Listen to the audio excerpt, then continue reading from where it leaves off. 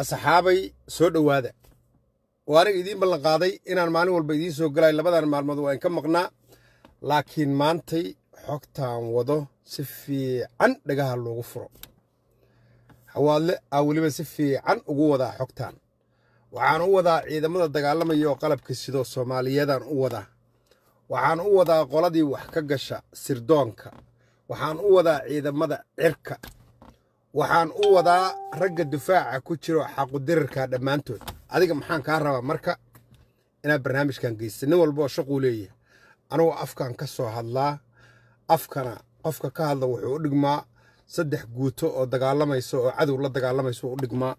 anigu qawaariijaan la dagaalsanaa Soomaali lama dagaalsani qawaariijna waxaan rabaa dhulkanaga in laga qabto laakiin nin daacada oo iska dhicinayo oo Soomaaliyeed waa waaye nin walba gadaal u siibanaya marka istiraa waa daacad ninkan la dhimo ama ninkan dagaalka la gal ama garab istaag marka istiraadba gadaal u siibanaya qolaa isku hadlay waa garan waay laakiin galabta xog buuxdaan wada xawaadle si fiican dhagihiina u fura barnaamijkaana sheer garay abgaal horta anigu nimanka wacaysle la yiraahdo kaliyaan wax u sheegaya sababtoo wacaysle abgaal markii la kala sooco wacaysle dhulkoodii waa difaacdeen waa dhimanaynaa taagan yihiin anigu wacaysle kaliyaan wax u sheegaya laakiin abgaalka kale dhan waxba uma sheegayo عرورت عنها اللعبة عيرتا والله بينا كفتمي كرين والله بينا الرجل الشيكيسن كرين والله بينا الضد سكدعين كرين انت دول كينا قواريج شيساتو قبله انا وقصوا عررتين وحوا ايسو قري كرتا تبرت هذا سدا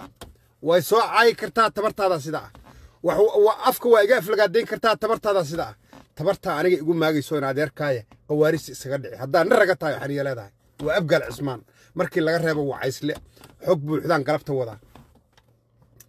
xogta buuxda waa qawaariistan ka wada laba meelood saddex meelood ay qawaariish isku dhuranaysa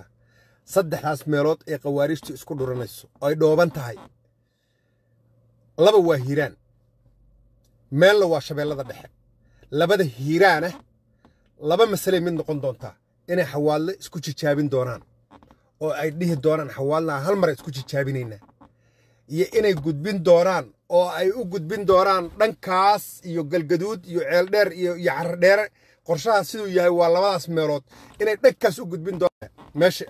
buula barday u muuqataa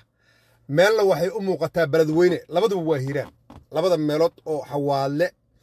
waa dhul gaal jecel iyo dhul baadi cadde labada meelood oo qawaariista lagu dhuray internetka iga tagtagay iga raali ahaada labadaas meelood oo lagu dhuray meel waa labadu waa hiiraan meel waa dhul baada cadde meel waa dhul gaal jecel in la soo gudbin doono oo loo soo gudbin doono shabeellada dhexe iyo galgaduud way dhici kartaa inay xawaale isku jijaabinayaan oo dagaalka u dambeeya xawaale ku jijaabinaa ay taana way dhici kartaa meel iga qoraanin galabta xil guntada meesha saddexaad aadan yabaal agtiisa meel shalay la duqeeyay oo cali axmed agtiisa oo diyaaradda duqaysay diyaaraddu maysi helin duqayntii saxda ahayd laakiin meesha isku aruursanayaan waa aadan yabaal iyo meelahaas meel u dhaxaysa iyo cali axmed iyo u dhaxaysa laakiin duqayntii shalay meeshaas ma aadin meeshaas ayada ah rag badan oo qawaariija lagu dhurayaa shirkoodana waa xirma